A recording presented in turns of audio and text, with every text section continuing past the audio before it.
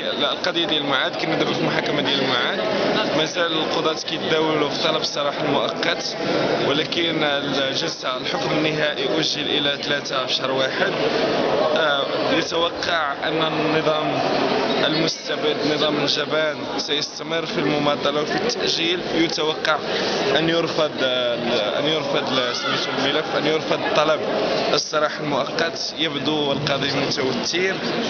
دليل آخر على عدم استقلال القضاء، هناك إشاعات حول أنه لم يسلم له الملف إلا في الربع ساعة الأخيرة، ليعوض قاضي عنده شي إشكال عائلي ما عرفتش شنو هو.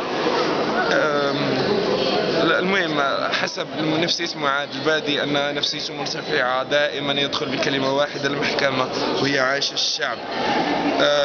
هو يكتب، وهذا هو المخيف بالنسبة للمخزن، هو يكتب ويتوقع أنه بمجرد أن يخرج إن شاء الله سيكون عطاؤه أكبر في النضال من أجل قضيته الكبرى وهي إسقاط الفساد والاستبداد في المغرب، التي يصر داخل مجموعة ديال الأحرار المكونين الممانعة، يصر أن يسقطه هو عبر الكلمات، عبر الراب، الآخرون عبر التعبئة في الشارع، الآخرون كل من موقعي هدفنا جميعا هو إسقاط الاستبداد، هو الديمقراطية، الحرية، الكرامة لهذا الشعب.